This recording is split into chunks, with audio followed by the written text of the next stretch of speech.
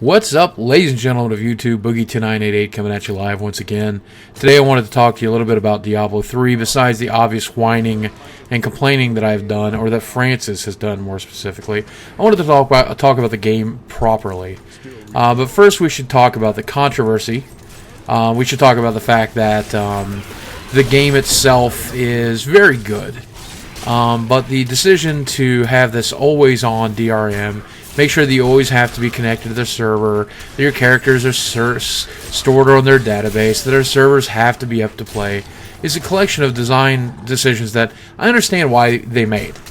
I get it. I know that they needed to monetize the game. I know they needed to make the real-life auction house, the money auction house, a very real thing to earn them money so that they could keep their servers up for the next decade or two.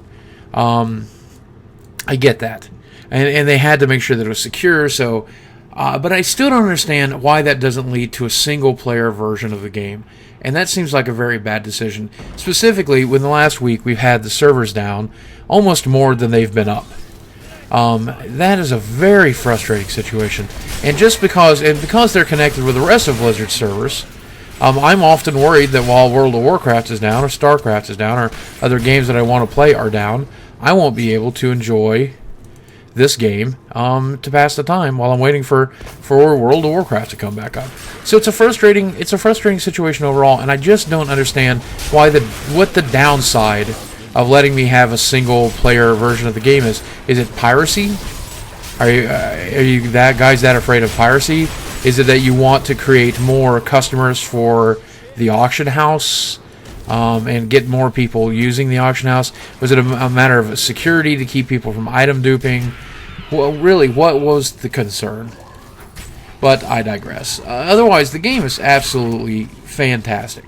I've played it very much multiplayer, popping into other people's games seamlessly, or them popping into mine. Even though we've been as far as 5 or 10 levels apart, the game has played just perfectly. It's balanced itself out so that nobody feels bored. I don't even know what the balancing structure is, but it's nice. The loot system is absolutely fantastic again. And while I find things like the gym house, the blacksmith, these things to be a little underwhelming, I've actually really enjoyed the gold auction house quite a bit. In fact, I'll show you here. My weapon, my barbarian, level 24, is using 2 weapons. I haven't even gemmed them yet. He's using 2 weapons that are 34 damage to 32 damage, whereas what I found in the game so far has been considerably underwhelming compared to that. And it's been nice because I've put up a few rares that I was not going to use in the auction house and sold them and got items that I will use, and it's really made the game a lot more exciting. Because when I find a rare that I don't want, it doesn't just end up at a vendor. And someone out there is going to enjoy it, and I'm going to get something in exchange for me to enjoy. And of course, I'm still doing the same thing that I've always done in these kinds of games.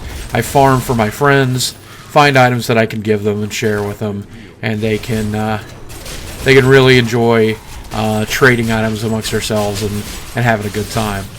I played 3 distinct classes, and I played all 5 in beta, but I played 3 distinct classes so far here in live, and they all play drastically differently. So far, I'm really enjoying the Barbarian because of a lot of the classic abilities and skills that you'll remember from Diablo 2.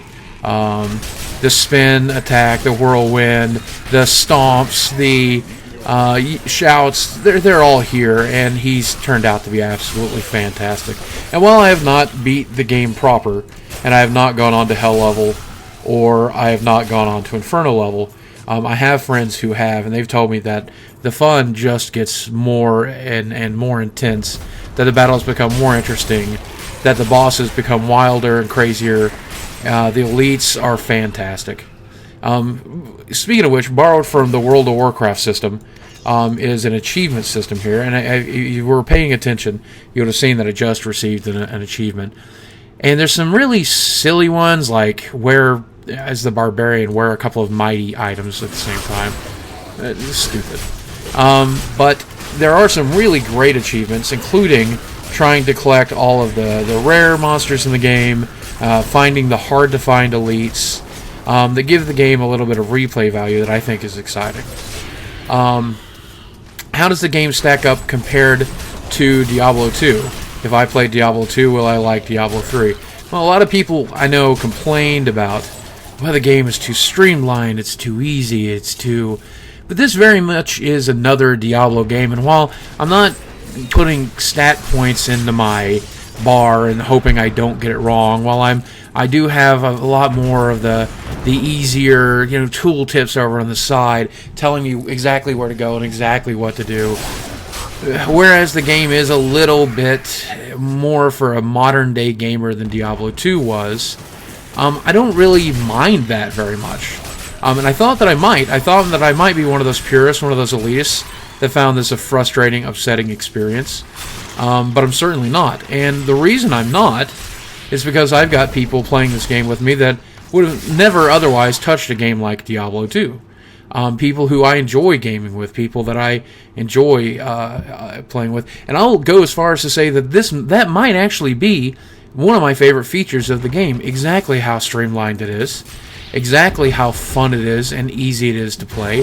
How seamlessly everything goes throughout the game. Like, for example, instead of sitting there staring at a discussion screen or reading a page, whenever I find a book in this game or whenever I discover something that gives a piece of lore, over here in the bottom right corner there will be a little chat box, and the game will read to you, tell you a little story about the monster you're fighting, about the book you've picked up, while you're still seamlessly fighting.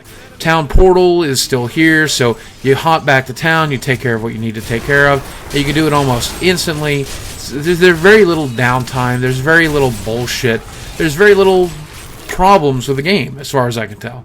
In fact, with the exception of the game being online, with the exception of the game being